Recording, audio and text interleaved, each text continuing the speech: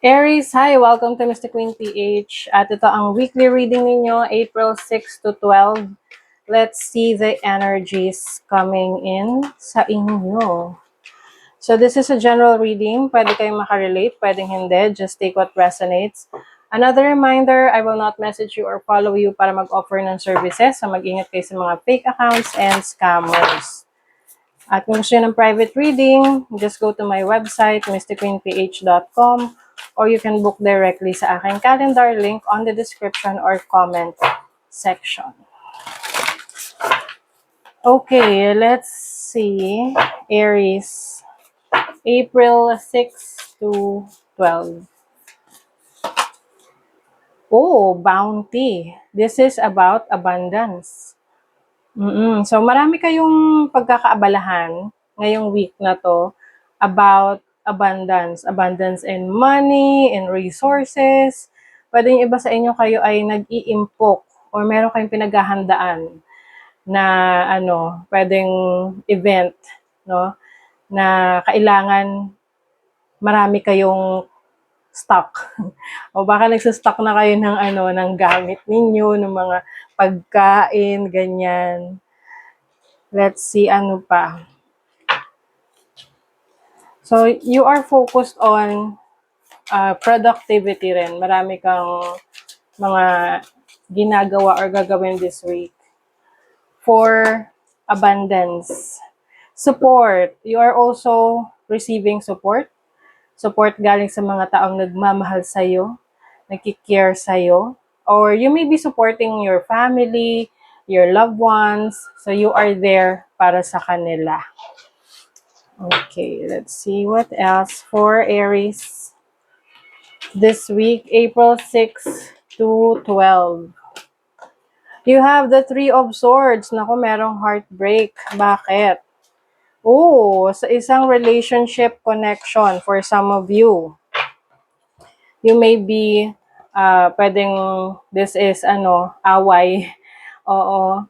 Medyo mag-ingat sa inyong emotions. Minsan kasi hindi naman talaga natin minimin yung gusto natin sabihin. Nasasabi lang natin tapos nakakasakit tayo ng ating mahal sa buhay. So maging maingat rin. Pay attention to your emotions. Bumilang muna kayo ng 7. Count, ba't 1 to 7? Basta yun na narinig ko. 1 to 7 bago kayo mag-react.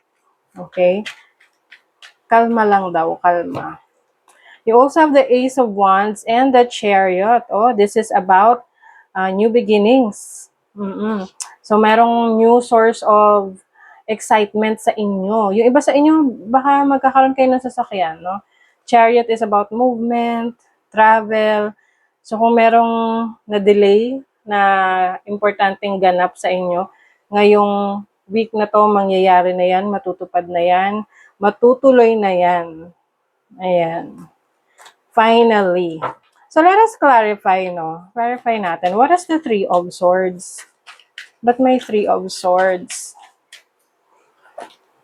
Page of Pentacles. Okay. So, pwedeng merong opportunities na ininvestan mo, pero mukhang hindi ka doon dinadala kasi merong ibang direksyon na para sa'yo. Some of you naman, this can be pag-aaway sa pera dahil, relationship, no? Tapos, nag-away kayo ng person mo dahil sa pera.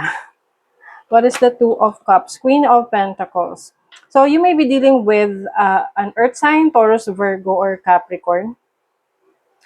Or, yung iba sa inyo, meron kayong gustong venture. Like, example, merong gustong pumasok sa isang business. Pwedeng yung partner mo, ayaw niya. Oo. Kaya nagkakaroon kayo ng challenge. You have the Tower. O, alam nyo, Aries, wala namang makakapigil sa inyo sa gusto nyo eh. Basta talaga ginusto nyo, itutuloy nyo yun. O, diba? Sobrang determined kayo. You have the Knight of Pentacles. I feel like you've been, matagal mo na itong hinintay na opportunity na to. Ngayon, nung dumating na, syempre, sinabi mo, wala makakapigil sa'yo sa gusto mong gawin, sa gusto mong i-pursue. Yung iba, baka kayo ay abroad or lilipat ng trabaho, lilipat ng bahay. Do not be tempted to lower your standards. Wag mo raw ibaba ang standards mo just because merong hindi nag-a-agree sa gusto mo. Panindigan mo ang gusto mo.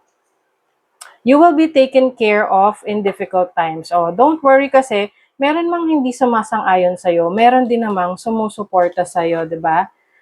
There is someone who is supporting you, naniniwala talaga sa kakayanan mo. Broken bridge, unsuccessful outcome to a problem. So, yung iba sa inyo, maaaring meron kayong kailangang i-let go na talaga na connection, situation that is no longer serving you. But, dahil dyan, meron kang bagong destination wherein mas stable. This can be a new career path or even relationship for some of you. But this is something exciting for you na mas magkakaroon ng progress. Okay? So that is your reading, Aries. Thank you so much. See you again.